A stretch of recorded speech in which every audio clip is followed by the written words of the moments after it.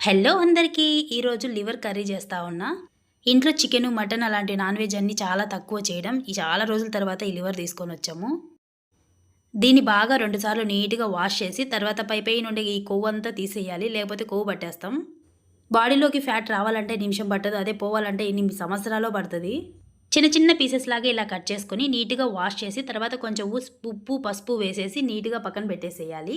ఈ పక్కన పెట్టిన తర్వాత ఆనియన్స్, టమోటో, పచ్చిమిర్చి అలాగే కొత్తిమీర, లెమను అన్నీ కట్ చేసి నీట్‌గా ఇలా ప్లేట్‌లో పెట్టేసుకున్నా. తర్వాత కొన్ని చెక్క, లవంగాలు కూడా తీసుకోవాలి.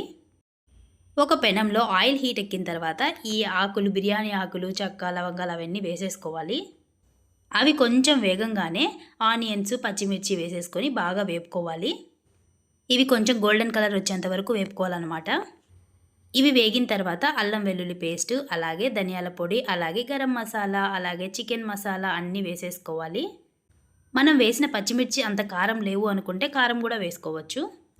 వీటన్నిటిని జస్ట్ అలా వేపేసుకొని తర్వాత కట్ చేసుకున్న టమోటోస్ అన్నీ ఇందులో వేసేసుకొని కొంచెం సాల్ట్ వేసేసి మూత పెట్టేసేయడమే బాగా మగ్గే వరకు.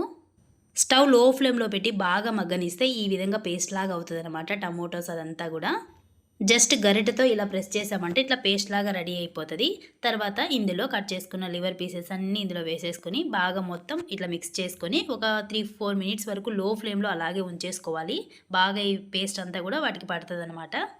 ఒక 2, 3 మినిట్స్ బాగా మగ్గిన తర్వాత ఇలా ఉంటదనమాట. తర్వాత ఇందులో ఒక 2 గ్లాసుల వాటర్ వేసేసుకొని ఇవన్నీ బాగా ఉడికి ఇదంతా గ్రేవీలాగా ఒక పేస్ట్ లాగా రెడీ అవుతదనమాట. నీళ్ళన్నీ తగ్గిపోయి అంతవరకు ఉంచేసేయాలి. లో ఫ్లేమ్‌లో ఉంచితే సరిపోతుంది. మరీ చిక్కబడుకోకుండా కొంచెం గ్రేవీలాగా అయ్యే వరకు ఉంచితే సరిపోతదనమాట. ఎందుకంటే సంగట్లోకనమాట నేను చేసేది. ఈ వాటర్ ఏసినప్పుడే కొంచెం సాల్ట్, కారం అవన్నీ చెక్ చేసుకోవాలి. ఒకవేళ తక్కువ, ఎక్కువ ఉంటే ఇప్పుడు ఏసేసుకోవచ్చు. తర్వాత లో ఫ్లేమ్‌లో పెట్టేసి మూత పెట్టేసేయాలి.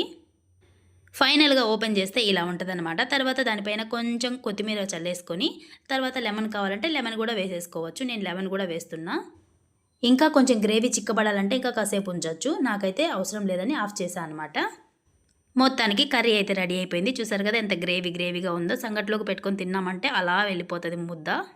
టేస్ట్ కూడా చాలా బాగొచ్చింది. Thank you. బాయ్.